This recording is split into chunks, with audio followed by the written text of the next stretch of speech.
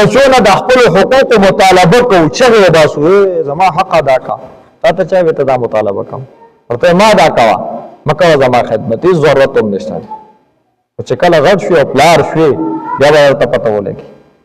بیا به ته پته ولګي کدا غوړي چې زه بوډا شم کمزور شم پکټ کې پروت یم پاتې نشم او د سماعت نشم کولای په خپل خوراک نشم کولای ما ته دوايي ضرورت وي د ډاکټر ضرورت وي او په دغه وخت کې ما سره پسند کې یو داسې نوجوان بهادر ولاړ وي او هغه زما خدمت ته ولاړي نو بیا راشه او دلته چې کوم دی زما خدمت وکړه بچیا نو چې دلته زما خدمت وکړو ان شاء الله چې به دې بستر سم لا سداسي یو مجاهد به درته ولاړي کله به دې اوچتای کله به دې سملای کله به دوايي درکې کله به خوراک درکې کله به د یو نسخه راوړي کله به بل نسخه راوړي او کنه ستا دا خیال دی چې بابا دې په ګوت کې پروت ټوخیږي دي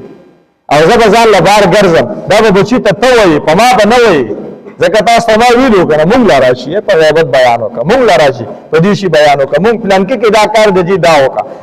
او داسې سادهګانې کله نه کله راځي مولوي صاحب پلان کې دا کار کې او دا کار کې او دا په غیبت بیان نه کوي تا کوم د قرآن مجید سپاره ویل چې په غیبت بیان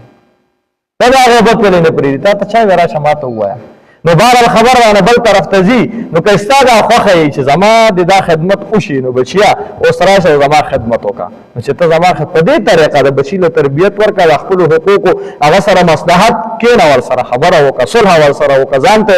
ځان څه ګیله دي درانه ستا ګیله څه ده ستا شکوه څه ده ته مانه په څه خفه یې خپلې ګیلې شکوې ورسره ختمې کړه ځان ته دا بچي رانږدې کړئ ځان له یې شړئ مه ځان له دشمنان مه پیدا کوئ ځان له محبین پیدا کړئ